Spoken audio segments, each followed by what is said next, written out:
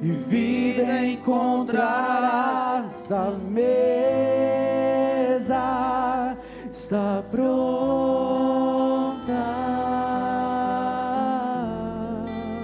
Te adoramos, te adoramos, te adoramos.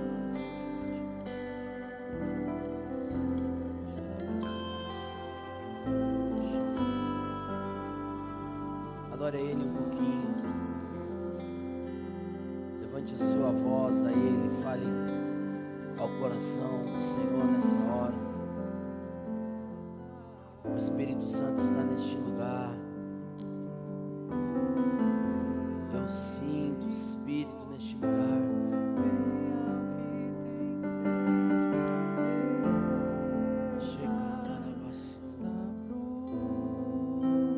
Nós te adoramos, nós te exaltamos. Nós rendemos o nosso coração ao Senhor.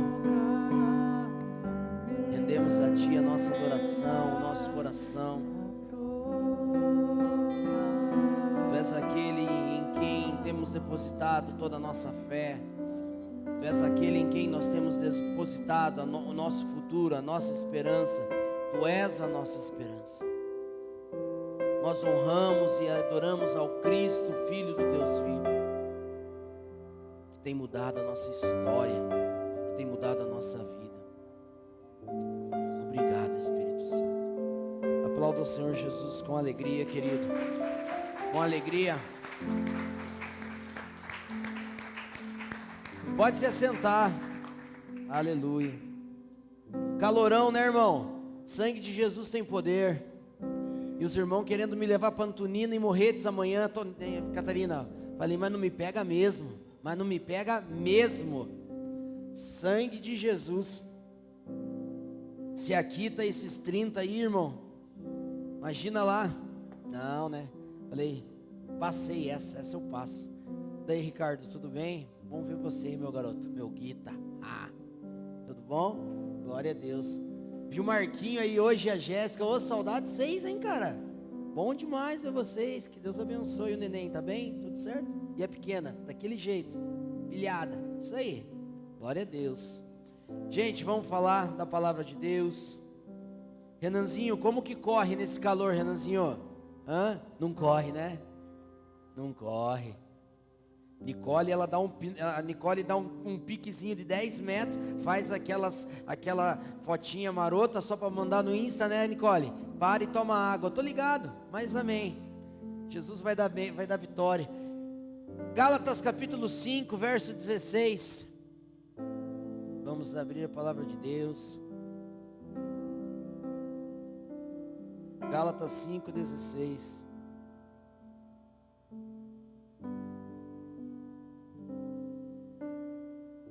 Todos acharam amém? Amém? Digo, porém, andai no Espírito e jamais satisfareis a concupiscência da carne. Porque a carne milita contra o Espírito e o Espírito contra a carne. Porque são opostos entre si, para que não façais o que porventura seja o vosso querer. Mas, se sois guiados pelo Espírito, não estais sobre a lei, porque as obras da carne são conhecidas, e são elas a prostituição, a impureza, a lascívia, a idolatria, a feitiçaria, inimizades, porfias, ciúmes, iras, discórdias, dissensões e facções. Tem invejas, tem bebedices, tem glutonaria, e coisas semelhantes a essas, a respeito das quais eu já vos declaro, como já outrora vos preveni, que não herdarão o reino de Deus os que tais coisas praticam. Mas o fruto do Espírito é amor, alegria, paz, longanimidade, benignidade, bondade e fidelidade, mansidão e domínio próprio. Contra essas coisas não há lei. E os que são de Cristo Jesus crucificaram a carne com as suas paixões e concupiscências. Se vivemos no Espírito, andemos também no Espírito. Não nos deixemos possuir de vanglória, provocando uns aos outros, tendo inveja uns dos outros. Vamos orar? Pai, Nessa noite nós estamos aqui na tua casa, para falar da tua palavra, para falar daquilo que o Senhor tem para nós. Deus, com temor e tremor, nós nos dirigimos à presença do Santo de Israel, para te pedir, Senhor, que o Senhor nos conduza, que o teu Espírito possa falar ao coração de cada um aqui. Pai, que a palavra realmente possa cumprir todo o propósito pelo qual ela foi enviada. Que o Senhor possa realmente fazer com que ela alcance lugares muito profundos do nosso coração e ali ela possa frutificar, ali ela possa realmente crescer e cumprir todo o propósito. Eu oro, Senhor, por nenhuma palavra a mais, nenhuma palavra a menos, Senhor. Somente aquela que vem com um propósito, Senhor, de exortar, ensinar, realmente nos fazer crescer, avançar, nos libertar para uma nova realidade, numa nova revelação do que é o Evangelho de Jesus Cristo. Nos conduza nesse tempo em nome de Jesus. Amém. Amém.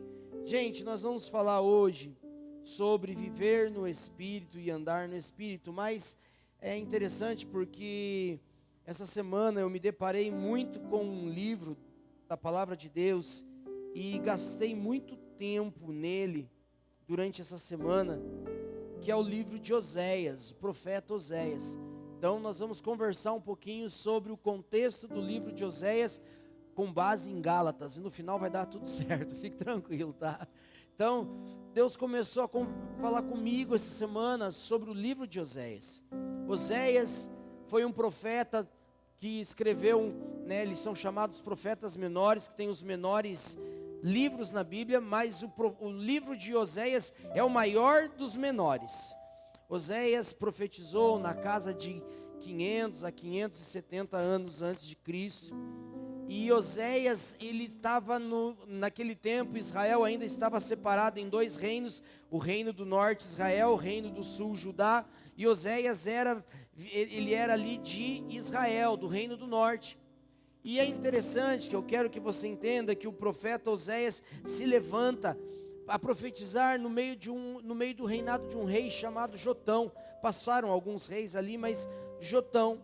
E Jotão foi um rei, se você pegar 2 Crônicas capítulo 27 e 2 Reis capítulo 15, você vai ver um pouquinho sobre a história de Jotão. Jotão era filho de Uzias, é um desses dois lá, o pai dele.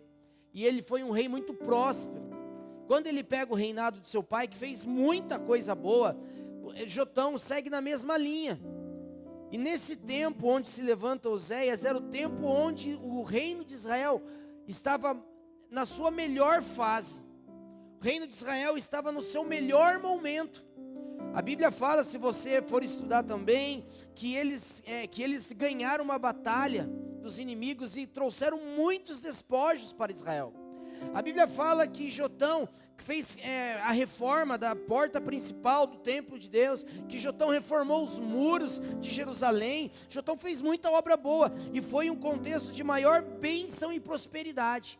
Jotão pegou ali a parte boa de Israel. Então eles estavam prosperando, eles estavam vencendo seus inimigos, eles estavam crescendo, a população estava feliz, estava todo mundo alegre, as circunstâncias só mostravam um reino de bênção. E a Bíblia valida Jotão, porque fala assim, que ele andou no mesmo caminho do seu pai Urias, que também foi um homem temente a Deus. Mas eles cresceram, eles prosperaram, eles avançaram, e no meio de tanta prosperidade, no meio de tanta bênção, no meio de tanta conquista, no meio de tanta coisa incrível acontecendo, aparece Oséias, falando assim, seguinte rapaziada, tem uma palavra de Deus para vocês, aquilo que vocês estão vendo, não é o que Deus está vendo, aquilo que vocês estão olhando nas circunstâncias à volta de vocês, não é o que está validando vocês. A Bíblia começa a falar, e Oséias começa a trazer uma palavra falando assim, os sacerdotes de vocês, como vocês têm crescido e multiplicado, os sacerdotes de vocês têm feito vocês multiplicarem altares com outros ídolos. Da mesma forma que vocês têm avançado, tem crescido a idolatria, vocês estão fazendo altares e postes ídolos de todos os deuses dos cananeus, como Deus havia condenado. Da mesma forma que vocês têm prosperado, a idolatria tem avançado. Da mesma forma que vocês têm conquistado, a gente vê os sacerdotes negociando a fé por causa disso. E ele começa a fazer uma denúncia que é muito interessante. Querido, preste atenção, eu quero que você entenda tudo muito espiritualmente, que eu vou falar para você hoje. Mas eu quero que você entenda que conquistar não valida. Os seus níveis de conquista não vão validar você diante de Deus. Conquistar as coisas não validam. Conquistar as coisas, Oséias levanta no meio desse contexto de prosperidade, no meio desse contexto de bênção, no meio desse contexto de vitória, para dizer assim: as conquistas não estão validando vocês. Deus começa a trazer, e Oséias fala: vinde e voltemos ao Senhor, porque Ele nos despedaçou, fez a ferida e a ligará, e nós estaremos diante dEle, e ao terceiro dia veremos Ele ressurgir. Já numa mensagem messiânica, mas Oséias está dizendo para eles assim: nós precisamos voltar para o Senhor. E o povo dizia: mas Oséias, você não está vendo o que está acontecendo em volta? Prosperidade, bênção, conquista, vitória. Como assim? Nós estaríamos vivendo essa realidade se Deus estivesse aqui. E Ele está dizendo: não, conquistas não validam. E hoje em dia, querido, nos é oferecido um evangelho muito deturpado diante da verdade da palavra de Deus. A internet está aí, tem gente que prega um monte de coisa, e o que mais tem me incomodado nesses últimos tempos, querido, é um evangelho que parece que ele precisa orbitar em volta da gente. Nos é pregado um evangelho que só vem para querer mudar a nossa realidade. Eu só topo esse tal de evangelho se ele mudar a minha realidade. Eu só topo esse tal de evangelho se ele mudar o que eu estou vivendo. Eu só topo esse evangelho se ele mudar a minha história. Quando na verdade o evangelho de Jesus Cristo é realmente desconstruir o homem e transformar o homem. O evangelho não é feito, não veio até nós para que realmente nós mudássemos a nossa realidade externa. O evangelho veio para mudar a nossa realidade interna. O povo de Israel estava ali diante de Oséias, falando para Oséias que as coisas estavam acontecendo, e Oséias estava mostrando para eles: não baseiem a fé de vocês naquilo que vocês estão vendo e naquilo que vocês estão conquistando. Querido, preste atenção. Se você pegar tem vários profetas, vários pastores que estão aí na internet. Se você pegar alguém que traga uma palavra profética de bênção para mudar a sua vida, olha quantas pessoas seguem ele, quantas pessoas estão atrás dele. Se você pegar alguém que tem o dom de palavra de revelação, veja quantas pessoas seguem. Um evangelho pautado em trazer simplesmente uma mudança externa. Um evangelho pautado somente em fazer os meus benefícios. Se ele mudar a minha história, estou com ele. Se ele não mudar a minha história, se ele não mudar a minha realidade, se ele não mudar a minha vida financeira, se ele não me ajudar a conquistar, estou fora. Então é um evangelho com uma inversão profunda de valores, que parece que vem para nos servir, quando na verdade o evangelho vem para não nos servir, mas para nos desconstruir e transformar. E Oséias se levanta numa voz profética, e Oséias começa a falar algumas coisas muito profundas, e é muito perigoso quando Deus começa a falar essas coisas com a gente. Sabe por que é perigoso? Porque muitas vezes a gente ouve muitas coisas e muitos escândalos e tantas loucuradas que a gente está ouvindo na internet, e é muito fácil a gente olhar com o olhar de quem está aquém e de fora disso. E é interessante porque Oséias era um homem íntegro, profeta de Deus, mas em nenhum momento do livro ele se eximiu da mensagem que Deus tinha dado para ele. Ele fala: vinde, tornemos. Ele não falou assim, venham e retornem. Ele falou: vinde e tornemos. Ou seja, a palavra que Deus tinha dado era para ele também. E é interessante porque quando eu e você começamos a olhar para a nossa vida e olhar para as coisas que estão acontecendo, é muito tentador a gente se excluir, se eximir da palavra. É verdade, Serginho, o pessoal está brigando lá em Colombo, lá que eu vi lá no Instagram, lá que baixou polícia. É verdade, o fulano lá está pregando heresia. É verdade, o ciclano lá está fazendo. É verdade, eu estou vendo. Mas a gente não para olhar para a palavra de Deus e faz uma análise sobre a gente. Oséias começa a falar com eles de uma forma muito profunda. Olha só, se você ler a partir do capítulo 9, ele fala bem assim: não te alegres, ó Israel, não exulte como os povos, porque como prostituíste e abandonaste o teu Deus, amaste a paga da prostituição em todas as tuas eiras de cereais.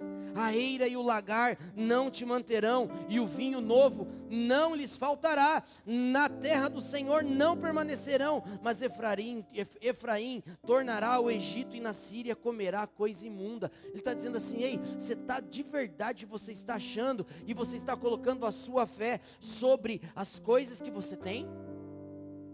Você acha que a sua prosperidade está te validando? Você acha que aquilo que você está conquistando está te validando? E é muito interessante, querido, porque a gente entra num lugar muito perigoso. Ah, tudo está dando certo. Mas como que está dentro do nosso coração? A sua conquista não valida. Oséias se levanta diante do povo para falar isso. A sua conquista não valida o que você quer viver. Olha só o que fala no capítulo 10.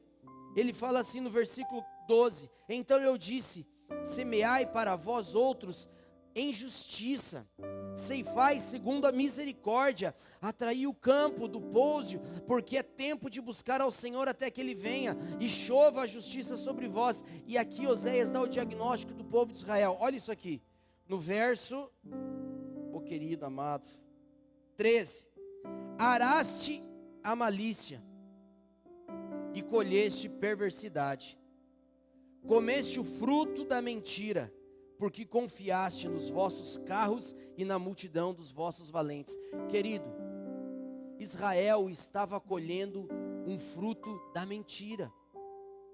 Israel estava olhando para a prosperidade, para a vitória, para a conquista, e é o evangelho que hoje é vendido, o evangelho da prosperidade, o evangelho da vitória, o evangelho da conquista, o evangelho esse evangelho barato, esse evangelho fútil e mentiroso que é vendido por aí. E aí Oséias se levanta com uma voz profética para dizer: vocês estão orando sobre malícia, vocês estão arando a terra e colhendo perversidade, vocês não estão entendendo que o fruto que vocês estão ali cultivando é um fruto da mentira. E eu falei, e aí eu entrei em crise. Eu falei: Deus, então como que o Senhor está querendo falar comigo? Que o Senhor está querendo explicar para mim o que nesse contexto? O que o Senhor está querendo me dizer? E Deus começou a falar para mim assim: simples, não inverta os valores. O fruto é mais importante que o dom. O fruto é mais importante que o dom. E Deus começou a ministrar no meu coração isso durante essa semana. Como assim? Porque assim, se Israel estava vivendo uma vida de mentira, se Israel estava vivendo uma ilusão, se Israel estava vivendo um lugar onde eles não viam a mão de Deus, onde eles simplesmente, os pecados se multiplicavam como a prosperidade, os pecados, a idolatria aumentava de acordo com as conquistas e as vitórias. O que o Senhor está querendo me dizer? E Deus começa a falar para mim: o fruto que você precisa cultivar, e o único fruto que eu vou dar crescimento, é o fruto do Espírito. O único fruto que eu vou dar crescimento, porque Paulo fala, um planta, outro rega, mas é Deus quem dá o crescimento. O único fruto que vai ter crescimento é o fruto do Espírito. Por quê, irmão? Porque é muito tentador, se você viver um dom, se você viver uma bênção, é muito tentador esse dom e essa bênção destruir você. É muito tentador. Então o que Deus está querendo dizer para mim e para você nessa noite é: se existe algo que realmente vai te trazer felicidade, não é a sua conquista. Se existe algo que realmente vai fazer você ser feliz, é cultivar e ver crescer dentro de você o fruto do Espírito. E o fruto do Espírito é esse que nós lemos aqui no capítulo 5 de Gálatas, querido. Quando eu e você olhamos para a palavra de Deus, nós precisamos entender o que Deus está querendo dizer. O fruto do Espírito é o amor. Por que ele começa falando sobre o amor? Porque o amor é a essência, porque o amor é o próprio Deus. E, queridos, viver uma vida de prosperidade, de bênção, de conquista, viver um ministério sem o fruto do Espírito, vai levar você à destruição. É o que a gente mais vê hoje em dia.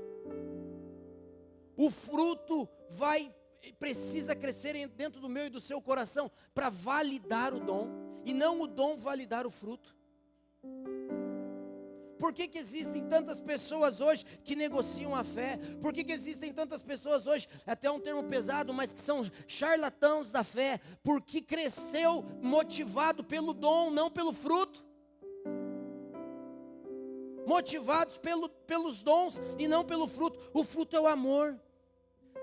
Precisamos olhar para dentro de nós e entender, precisa ter amor. O fruto é alegria. E a alegria precisa vir antes da condição, porque se a sua alegria é pautada em condição, ela não é uma verdadeira alegria. Querido, quer ver se o fruto do Espírito da alegria está dentro de você? Assim, dá uma olhadinha no seu saldo. Aí você compara o seu saldo com o seu humor.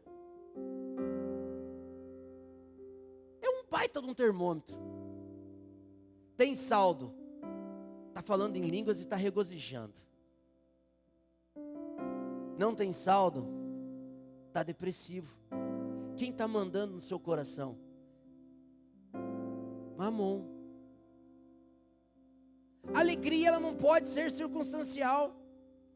Por isso que eu quero que você entenda que o desenvolvimento do fruto precisa vir antes do dom. Porque quando o fruto está ali, ele está desenvolvendo alegria em você. É sobre a salvação, é sobre Deus, não é sobre dinheiro, não é sobre saldo, não é sobre condição.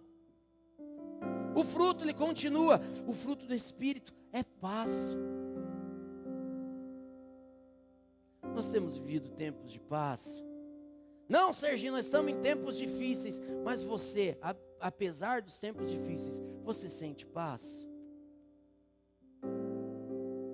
O fruto do Espírito é longanimidade, benignidade, bondade, fidelidade. Tudo isso dentro de um único fruto. Pensa numa mimosa, um monte de gominho. É uma mimosa só, mas tem tudo isso dentro dela. É o fruto do Espírito. Nós conseguimos entender que sem esse fruto, irmão, nós estamos indo para um caminho que não vai se sustentar. Se a gente não tiver o fruto, eu de verdade, irmão, eu peço para Deus, que a sua palavra, as palavras que o Senhor tem na minha vida, elas não se cumpram até que o meu coração esteja com a motivação correta para viver essa palavra, porque eu não vou morrer na palavra que você me deu. Eu não quero morrer na profecia de bênçãos que você me deu. Eu não quero morrer na profecia dos dons que você me deu. Eu não posso. Então como que eu me mantenho num lugar de sanidade, num lugar de temor e tremor? Quando eu tenho o fruto do Espírito desenvolvido dentro de mim. O fruto me protege. O fruto me transforma. O fruto me prepara. O fruto do Espírito faz eu andar no Espírito, e a partir do andar no Espírito, isso vai gerar dependência para eu viver. Querido, preste atenção. Tem pessoas que têm essa mentalidade de que conquista valida. Conquista não valida. Conquista não cura. Vou te contar uma história, contei hoje de manhã. Esses dias eu estava ouvindo um pastor contar uma história, que ele chega e vai receber um mega empresário no gabinete dele. Um cara multimilionário brasileiro, dono de uma indústria. E esse cara chega diante dele, muito bonito, muito elegante, senta. E esse cara começa a sentar e começa a virar uma perna, a virar outra, a dobrar a perna e a dobrar a outra. E ele viu que ele queria mostrar um sapato de couro alemão que ele estava no pé. Sapato muito bonito, um cara muito elegante, mega empresário. E o pastor começa, me conte sua história. Não, porque eu comecei pequeno e agora eu tenho uma mega empresa, e eu tenho uma matriz, eu tenho tantas filiais, e eu tenho tantos caminhões, eu tenho tantos aviões e tal e tal. Ah, não, me conta a sua história. Não da história da empresa. Tá bom, vou contar a história. Bom, eu vivi numa família, fui estudar e fui crescendo e conquistei, fui para a faculdade, me deram uma oportunidade. Não. Antes disso, me conta a tua história quando você era uma criança. O cara parou. Mas por que você quer saber que eu era uma criança? Conta como que era. E ele começou a contar. Mudou a forma de falar, se contristou. Fala para mim como que você era. Eu era uma criança de uma família de muitos irmãos, muitos filhos. Tínhamos uma péssima condição de vida, sobrevivemos a tudo isso. Aí ele falou, me fala então como que era lá na escola. Então, os meus pais não tinham condição. E quando meus pais não tinham condição, eu ia para a escola de chinelo de dedo e muitas vezes arrebentava o chinelo e eu tinha que ir para a escola a pé, descalço. E ele começou a chorar, sério. Isso foi muito duro. Por quê? Porque tinha os meus amigos e eu sofri muito bullying. Todos eles falavam de mim chegando descalço na igreja, na escola. Eu chegava descalço, eu ia descalço. E eles tiravam sarro. E ele começa a chorar e fala assim, mas aí eu comecei a crescer.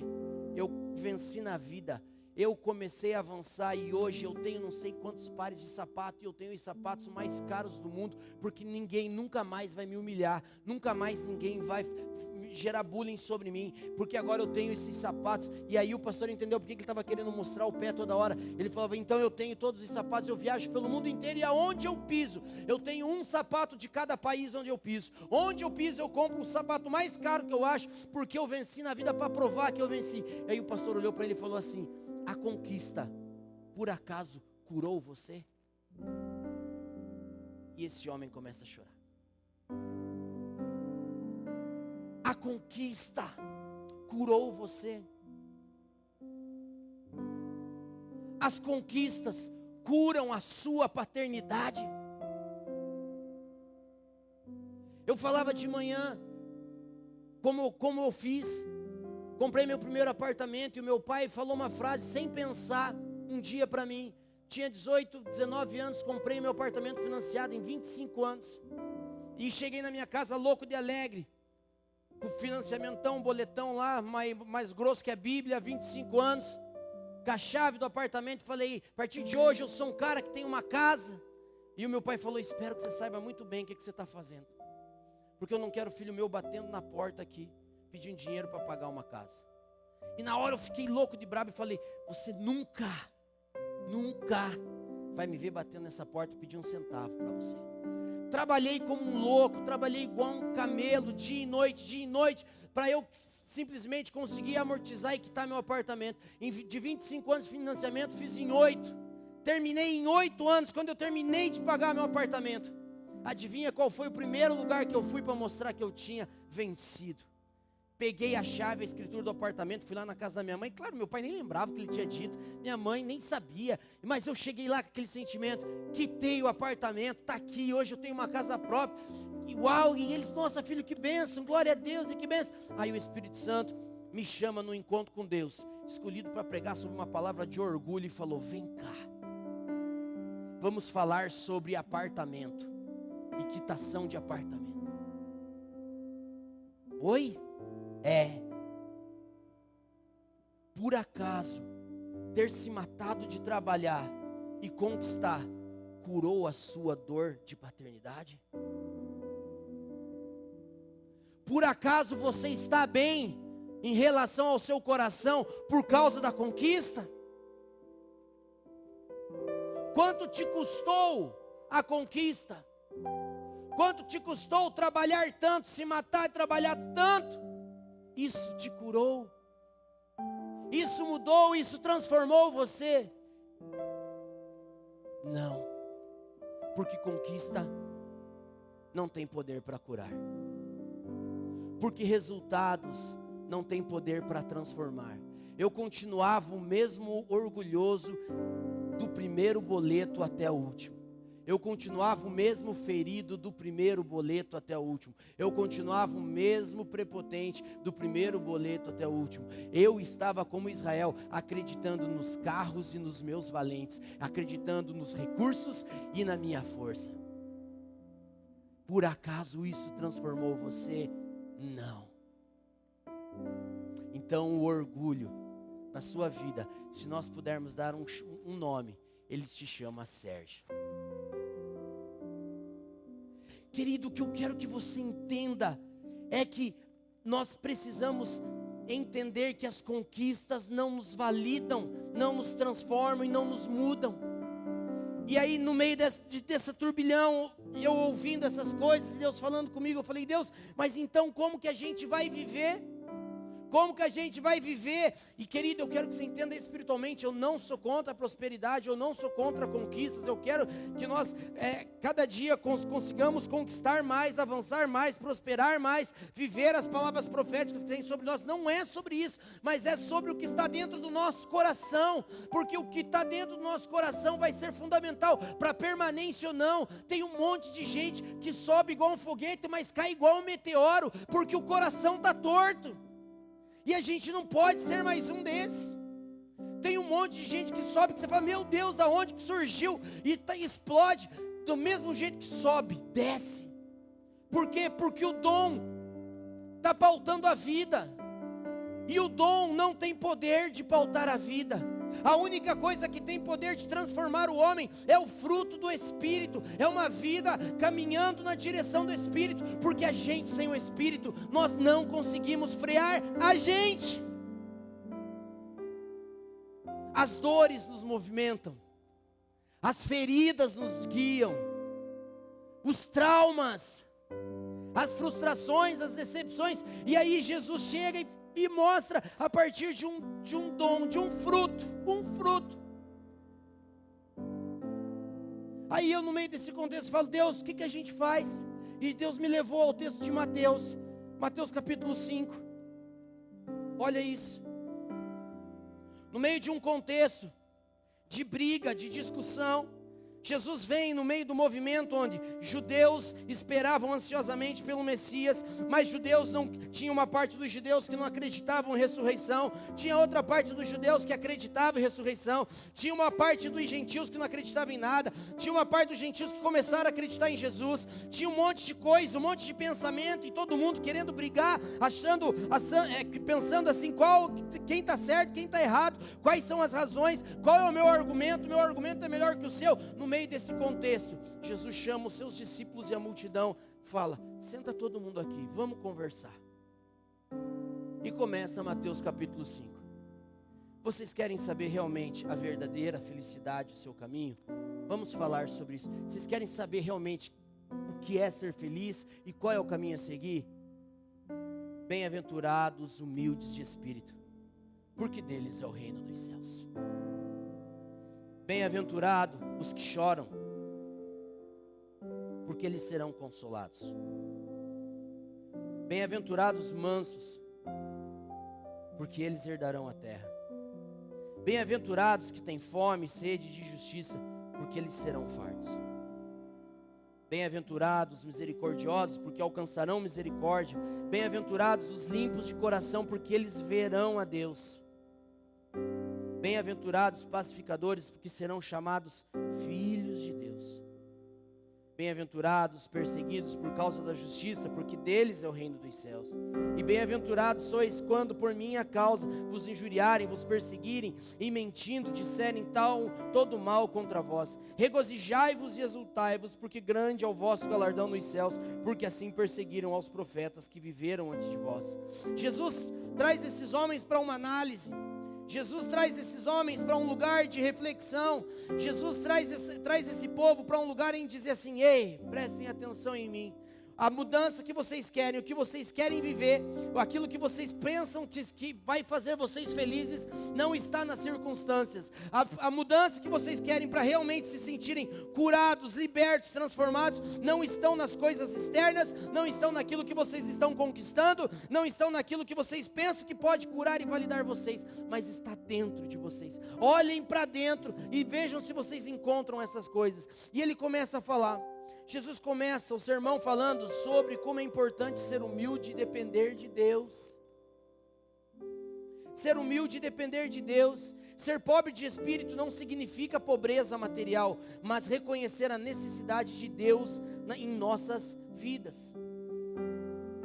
Ser pobre de espírito é olhar e dizer assim: eu dependo de Deus.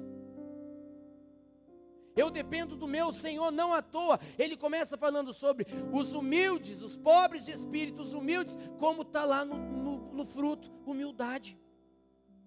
Ele continua falando sobre o segundo, os que serão consolados. Jesus fala sobre aqueles que choram, mas não apenas por uma tristeza comum, mas por arrependimento e sofrimento neste mundo quebrado. Ele promete que Deus dará consolo aos seus corações.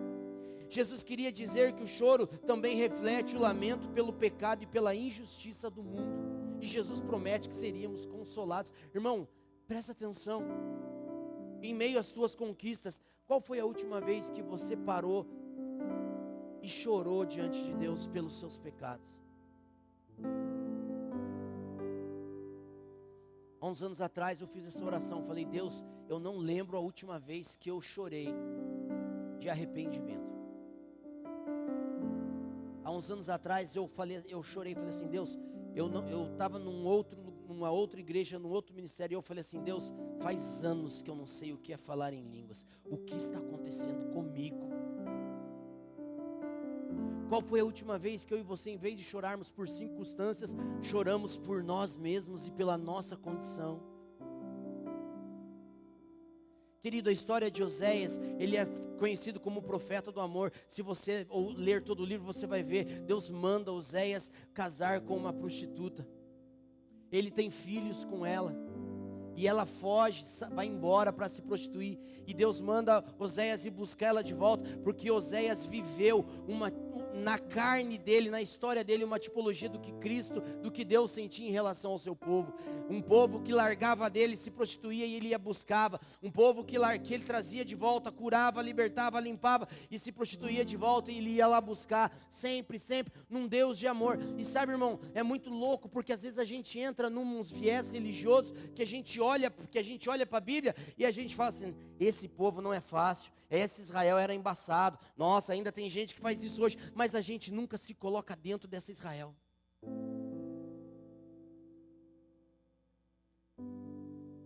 Deus, eu choro pelos pecados que eu nem estou enxergando que tenho.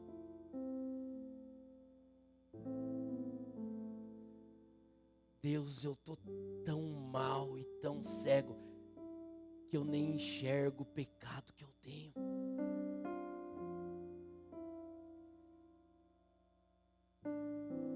Deus, eu preciso de um evangelho que abre os meus olhos para que eu possa enxergar os meus pecados, porque faz tempo que eu não choro por eles. Eu choro pela condição, eu choro pelas injustiças do mundo, eu choro pela vida, eu choro porque a bandeja de ovo está R$30, eu choro porque o café está caro, eu choro porque eu quero que o Lula morra e ele não morre. A gente chora por tudo, mas a gente não chora pelos nossos pecados.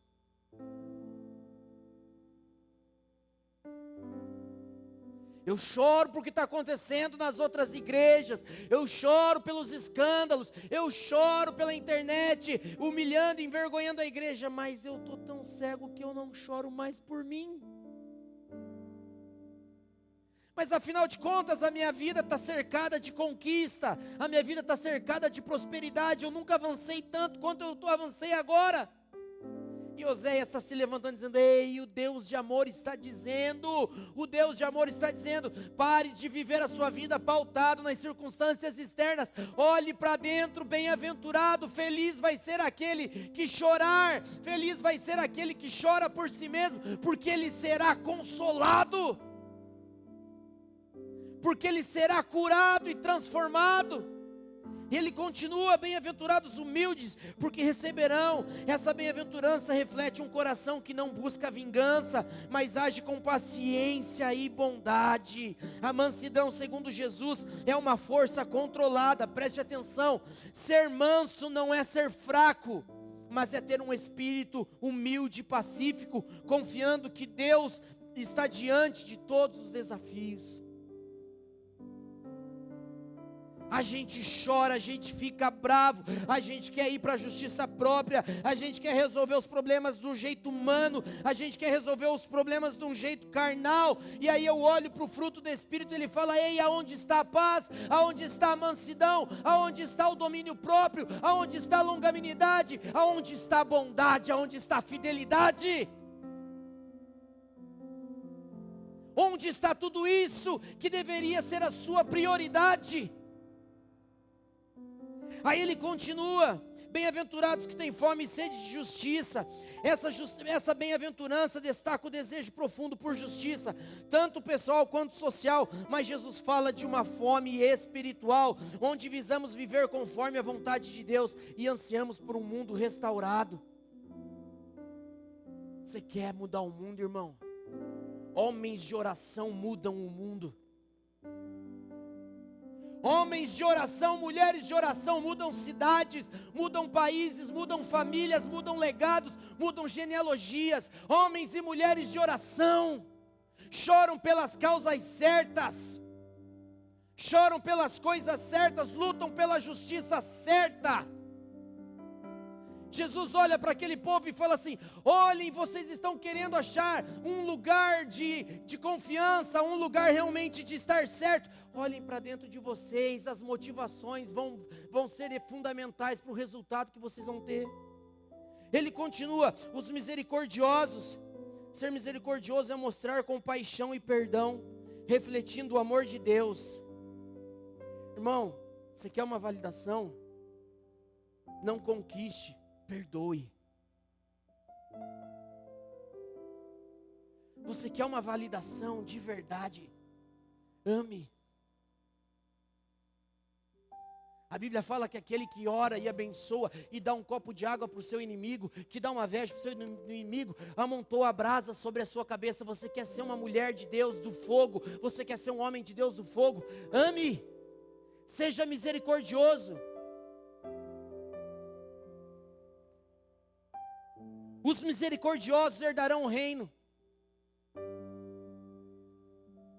É isso que Jesus está querendo dizer. Ele ensina que Deus valoriza a compaixão e deseja que sejamos um reflexo do seu amor e perdão para com os outros. Ah, mas eu não acredito mais. Querido, eu fico doido quando eu ouço essa frase de alguém. Eu não acredito mais no fulano. Deus acredita em mim todos os dias. Por que eu não vou acreditar que Ele pode mudar alguém se Ele tem mudado a minha vida? Então quer dizer que a medida que me serve, eu não dou para o outro. A graça que me alcançou, eu não estendo para o outro. Todos podemos ser transformados pelo mesmo Deus que tem transformado a gente. Bem-aventurados puros de coração. Jesus ensina que a pureza do coração é fundamental para uma vida abençoada. Ser puro de coração não se refere apenas às ações exteriores, mas às intenções e pensamentos que refletem sinceridade, verdade e santidade. As intenções do coração, querido. Eu amo Salmo 139, falei semana passada. Antes de houver palavras na boca, já existem sons. O Senhor conhece os meus pensamentos de longe. De longe Ele sabe o que eu penso. De longe Ele sabe o que eu sinto. De longe Ele sabe o que eu penso sobre cada um de vocês. Sobre o que eu sinto sobre cada um de vocês. E de longe Ele sabe o que você pensa sobre cada pessoa. E o que você sente sobre cada pessoa. E Ele está querendo procurar e achar misericórdia, amor, santidade, pureza. Bem-aventurados os pacificadores, porque serão chamados filhos de Deus. Olha isso. Não existe maior honra para um ser humano do que ser chamado filho, filha de Deus.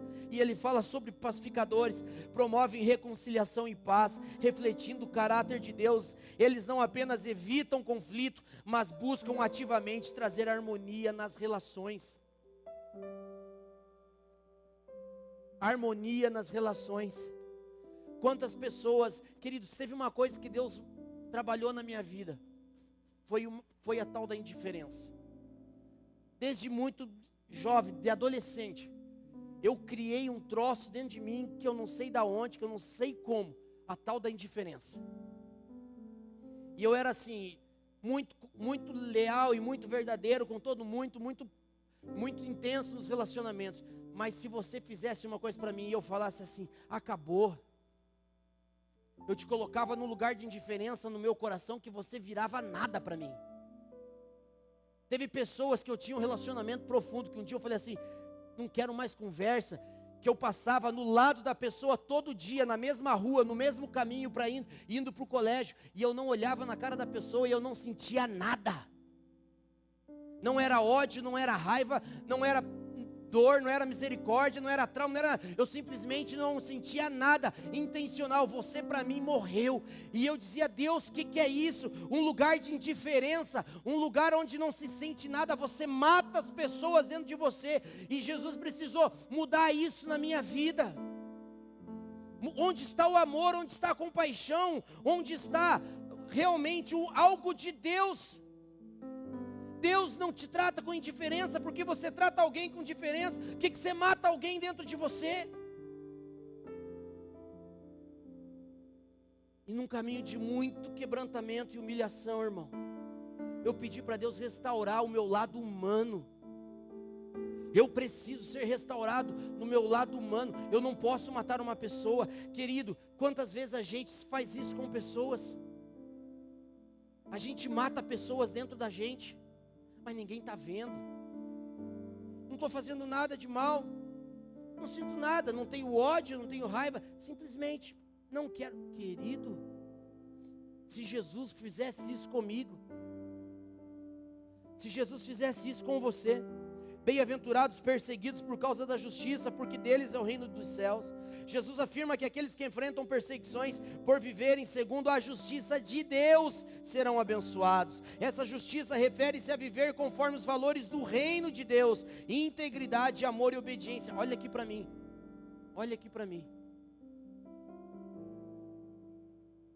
A justiça de Deus é diferente da justiça que eu e você temos.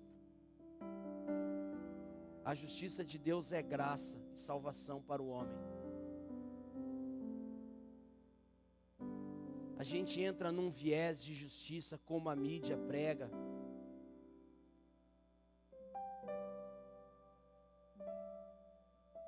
O seu problema não é Luiz Inácio Lula da Silva. O seu problema não é Alexandre de Moraes. O nosso problema chama-se pecado.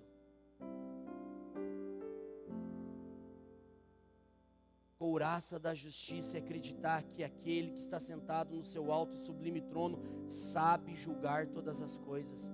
O seu problema não é isso. O nosso problema é como a gente enxerga. Bem-aventurado os que serão vocês quando por minha causa vos insultarem e vos perseguirem. Jesus encerra as bem-aventuranças com uma mensagem encorajadora para os seus discípulos. Ele reconhece que seguir seus ensinamentos muitas vezes trará perseguição, insulto e rejeição. Isso ocorre porque os valores do reino de Deus são contrários ao mundo. No entanto, ele afirma que essas dificuldades não são motivo de desânimo, mas de alegria, pois os que sofrem por Cristo têm uma recompensa grandiosa no céu. Os que sofrem por Cristo têm uma recompensa grandiosa no céu. Presta atenção, você não precisa se defender, você tem um Pai que te defende. Preste atenção, você não precisa se posicionar numa posição de justiça própria e de vingança. O Pai vai fazer. E se não for nessa terra, um dia entraremos na Nova Jerusalém e lá receberemos o galardão de termos uma vida como a vida do seu Filho Jesus. Então Jesus chega na contramão e me mostra: você precisa do fruto. Você precisa olhar para o fruto. Peça todos os dias para que esse fruto desenvolva, para que o amor desenvolva, para que o ano das raízes profundas no amor, essas raízes realmente aconteçam dentro de você. Essa raiz realmente entre em lugares profundos do seu coração, ao ponto de ele, o seu coração, a partir da revelação de Cristo, governarem sobre a sua vida, e não a sua alma, e não as suas emoções, não seus conceitos e valores humanos e carnais. É sobre uma vida no Espírito, andando no Espírito.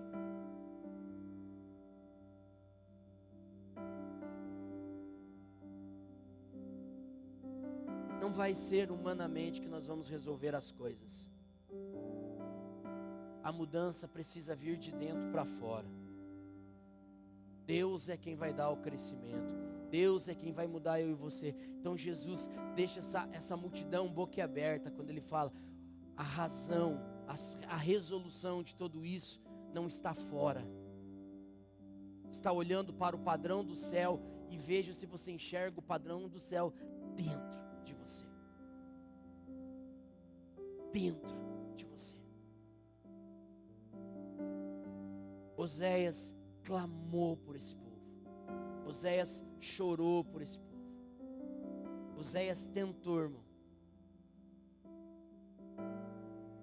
Mas alguns anos depois, tudo que ele falou que iria acontecer, aconteceu, porque o povo não conseguiu entender que conquistas não validam, que posição não valida, que conquistas não curam, que coisas desse mundo não transformam, não libertam, eles não têm poder para tal. O evangelho genuíno é maior do que a gente. O evangelho de Jesus não veio para servir eu e você, veio para transformar eu e você.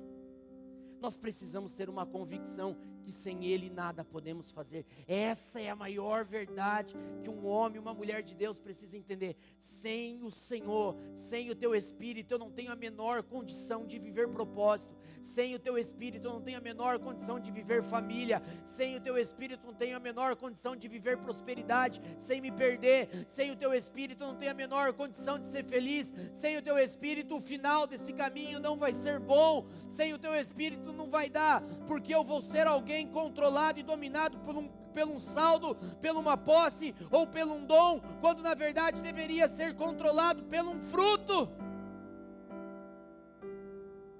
Essa é a convicção que nós precisamos ter.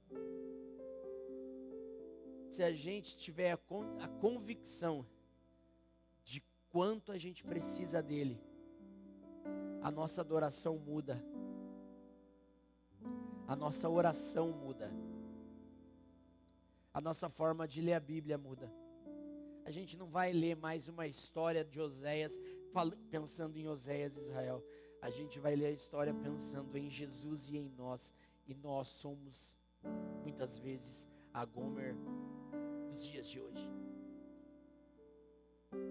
Nós precisamos entender que o Deus de amor veio atrás da gente para dizer: derrubem todos os postes, derrubem todos os altares de idolatria, que permaneça só um altar, o dele, um altar que nós somos o sacrifício, nós somos a oferta, nós somos aqueles que precisam ser transformados pelo Espírito. Se coloque em pé em nome de Jesus.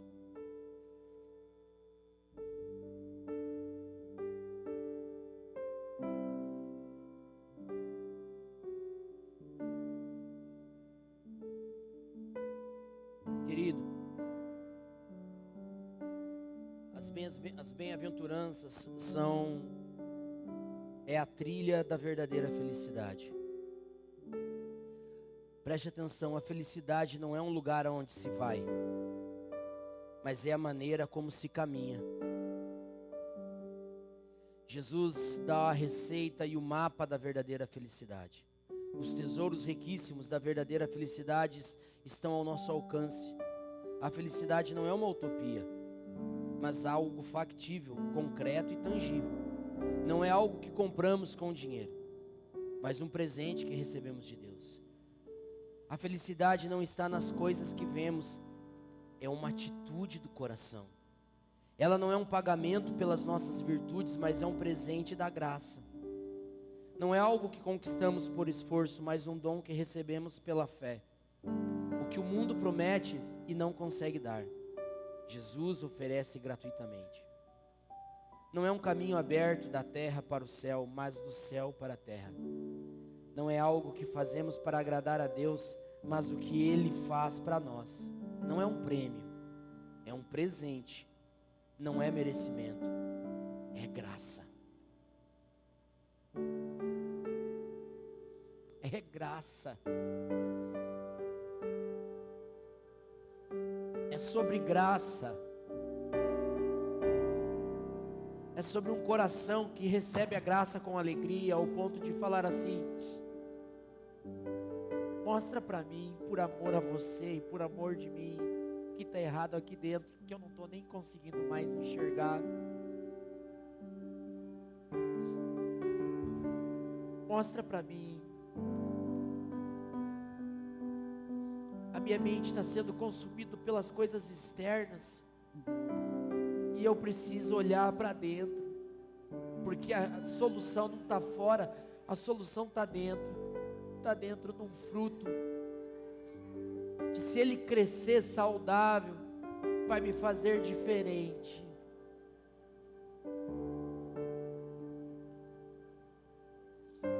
Eu não quero viver dons se eu não tiver fruto.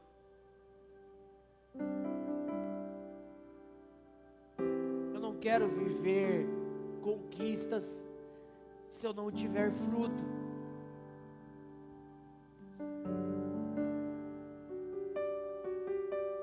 Jesus quer mudar a gente aqui dentro. Jesus quer colocar raízes profundas de amor dentro da gente.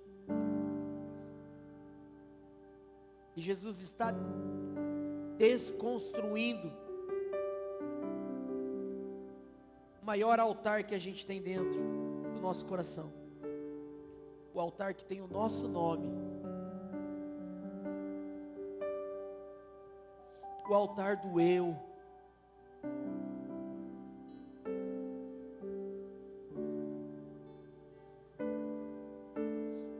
Hoje é dia de eu e você colocarmos diante dele e falar assim: Senhor, tem muito altar aqui dentro, mas começa com esse hoje.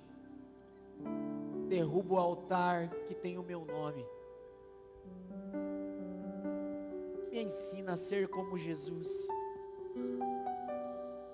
Me ensina a ser como Jesus.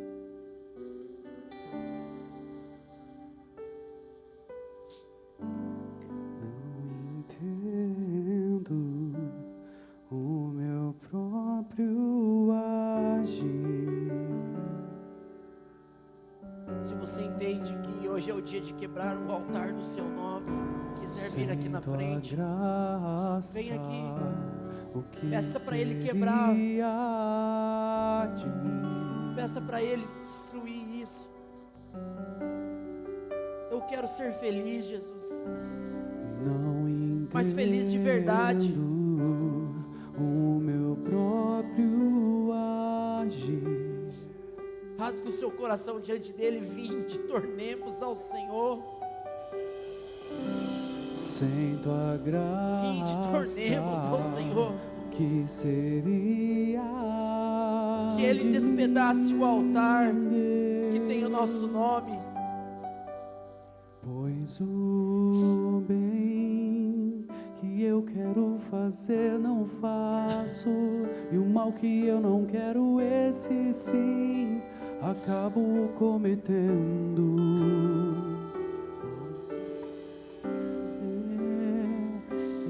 Carne e espírito, em uma guerra infindável, a qual eu não me rendo, pois meu corpo já foi vendido como escravo, e não existe bem nenhum em mim, apenas o pecado. Mas eu sei que no tocante ao meu interior tenho prazer na tua lei. Tu és o meu amado, então liberta-me de mim. Eu quero ser a tua casa. Se você estiver aqui, eu sei, eu venço o pecado. Então enche-me de ti, até que não haja mais espaço. Pois quando estou em tua presença, o meu viver é transformado. Então liberta-me de mim. quero ser a tua casa. Se você estiver aqui, eu sei, eu venço o pecado. Então enche-me de ti, até que não haja mais espaço. Pois quando estou em tua presença, o meu viver é transformado. Eu passo a ser livre pra viver a tua vontade, pra te conhecer. Todo o meu ser se enche de bondade e reina teu Espírito sobre a carne.